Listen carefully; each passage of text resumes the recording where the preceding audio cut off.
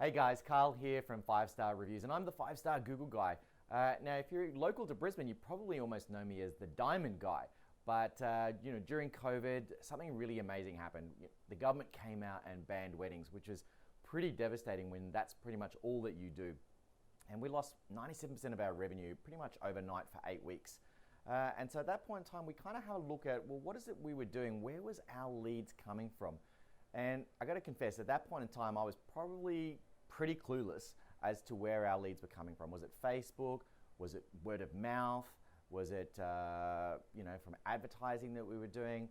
But taking that time to really kind of look at the numbers made me realize that we were actually generating an insane amount of leads. It was over 170 sales and not leads that had come in the previous year purely from our Google reviews, which when you do the maths is kind of like almost 3 a week.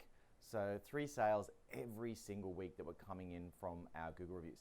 And when I asked the team, like, what is it like when you have a client that comes in from the Google reviews? They'd say, look, it was awesome. These people, when they come in, that they're happy, they're pre-converted, they usually spend more, they make a decision faster, and they really just don't care about the competition. And when I think about that for myself, it's like these days, business is crazy, life is crazy, family's crazy, and it's like, who has the time anymore to kind of do all this stuff? So I'm really time poor. And if I want to kind of go out there and find and shop, I'm not a big shopper, but if I wanted to go out there and buy something, I'm going to do my research online. I'm going to find out who is the best person I go to, and I'm going to go look at their Google reviews, and that's the person I'm going to go to. And provided they do a good job, I'm probably not going to go anywhere else. So I know it works for me, and probably if you're watching this yourself, you probably think, well, if I think back over the last month, how many times have I Googled a business, whether it was a restaurant, an electrician or a plumber? And so, if you're currently doing it, why would your clients not be doing it for you as well? So that's where this whole kind of concept of the 5 Star process really came.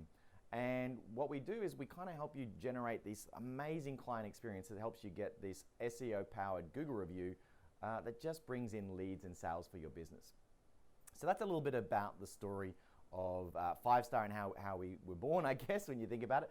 But today what I really want to talk about is, what is the cost of a negative review? Like, we often talk about the positives of a Google review, but very rarely do we actually think about a negative review. Now, if you've ever gotten a negative review, it really stings. I know I have. And it's terrible when you think that this thing is out there in the public domain.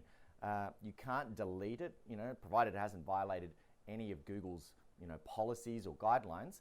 But a staggering 88% of people are actually reading reviews of local businesses before deciding to come and see you. So 72% place as much trust in a review as a recommendation from a local friend or family. So this powerful nature of reviews sees us moving away from a traditional marketing kind of thing where you put an ad, and if you're old enough to remember what the Yellow Pages was like, it was crazy. Every year, like the prices went up. It was 10,000 and it was 12,000, and if you didn't get in, your competition got in, and it was a really competitive. It was lots of energy, and the research shows that 83% of people don't actually trust any of the specific marketing that you do. So what I've seen this real shift in time, moving away from that traditional form of marketing into this kind of reputation-driven marketing, where it's all about crowdsourcing or generating all of these things about your business that come from your clients or just the people that interact with your business.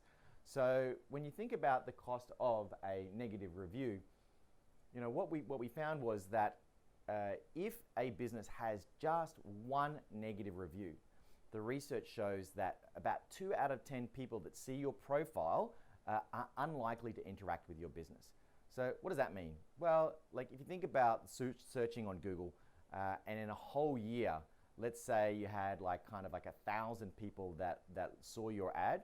Imagine now if 200 of those people decided not to interact with your business just because of that one negative review. But it gets a lot scarier than that. What the research also shows is that if you have 4 or 5 negative Google reviews, that ratio can actually jump up to as high as 60 or 70% of the clients that come to you. So think about your average dollar spend. Now, whether you're a cafe, your average dollar spend might be $25, or maybe you're a bigger business, could be $1,000 is just your normal spend. Now you imagine that those 200 people multiplied by 25, 50, 70, $100, that could add up to a lot of money. Over the year, if we added it all up, you're probably looking at anywhere from $750 to $2,000, $10,000 or more just by having that one negative review.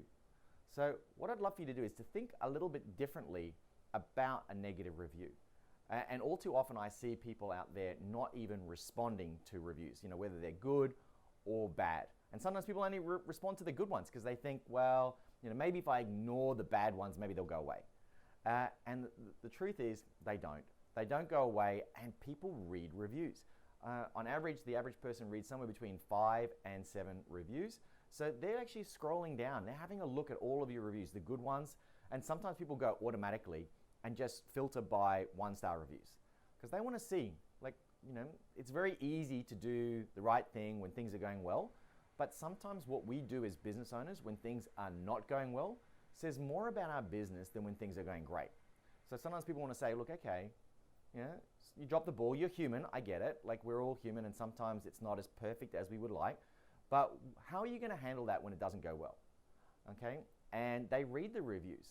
And the way that you respond to those reviews says more about your business it really speaks volumes to clients who are looking at it.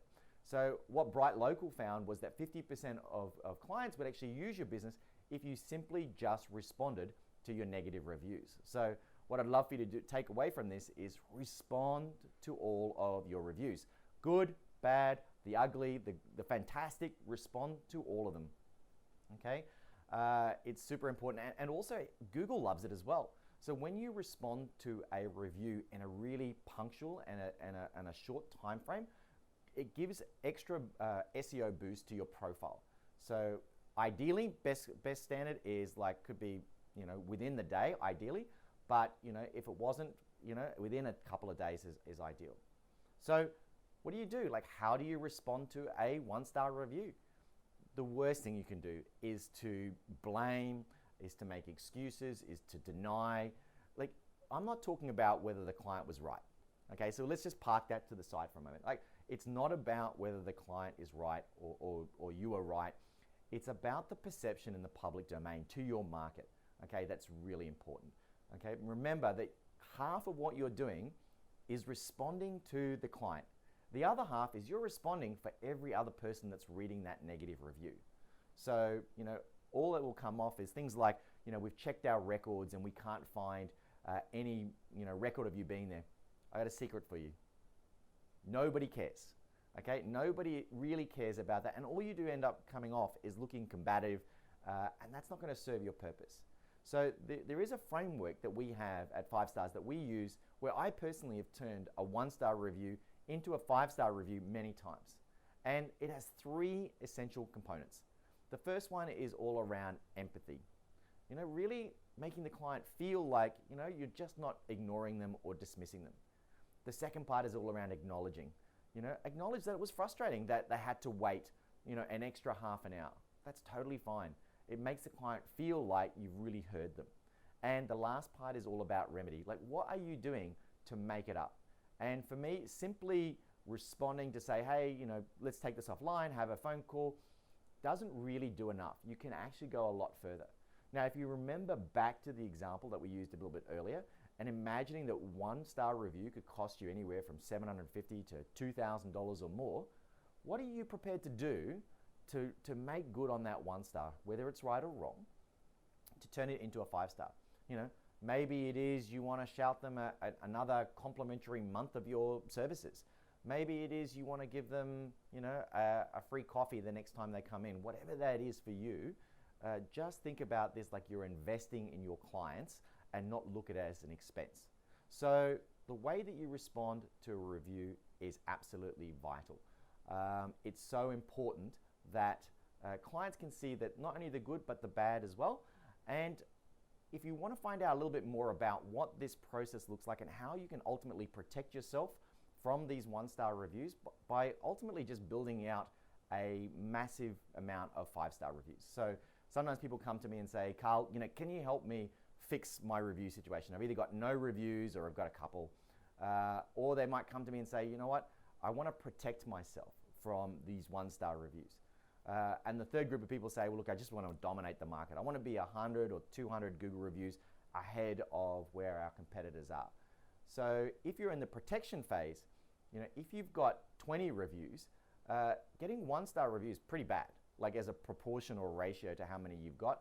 But if you've got 100 or 200 reviews, that 1-star review isn't going to affect your ranking. So a lot of times when I'm looking at people's Google review portfolios, when I'm doing an audit for them, I look at their Google reputation score, which is the number that's on the left.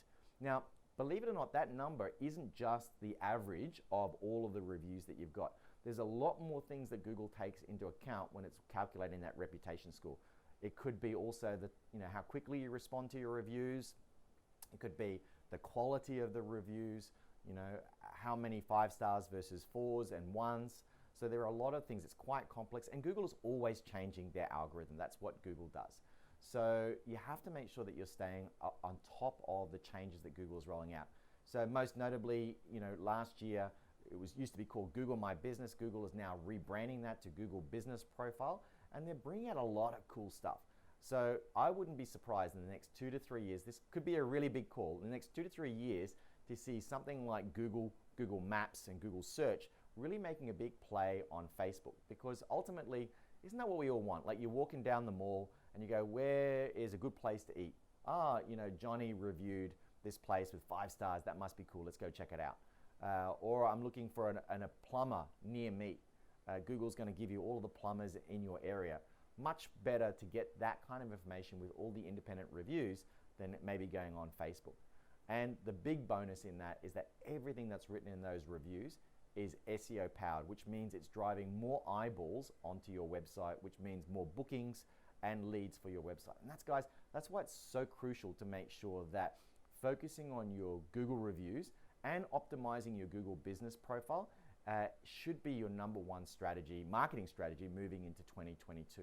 Just your Google business profile, and I can tell you now, probably about 90% of all profiles that I see are nowhere near optimized. A lot of times they've just claimed the listing, they haven't filled out the Q&As, the bio's not written properly. So, that alone accounts for 33% of your SEO. Your Google reviews is about 16%. So when I combine those two things together, it's about 49% of your SEO. Now, the best part about that is that it's absolutely free for you to kind of get in there and optimize. You don't need to pay an SEO company to kind of do that. You can just go in there and do that yourself. So just in summary, today we've talked about why Google reviews are important, because people trust them ultimately, and ultimately why you should really be careful to protect yourself against a 1-star review, and make sure that you respond to those 1-star reviews and do it in a timely fashion. So guys, if you're wanting to find out more about what we do and how we can help you optimize your profile and supercharge your Google reviews and get you an absolute ton of them so you become Google famous and claim that #1 spot on Google for your reputation in your local area, definitely hit us up. Give us a like, comment, and subscribe if you found this really helpful. I'd love to see in the comments what you found was most helpful from today's video. And if there's something else you'd love for us to cover, comment that in the chat as well. We'd love to sort of see where you want us to take it. We've got a theme and a process that we're going to be rolling out over the next 12 months. The theme, as I said, for this month is all around how to respond to negative reviews and why that's important to focus on that. But I'd love to hear what you want. So guys, that's it from me. Have an awesome day and keep going and making magic for your clients. Bye for now.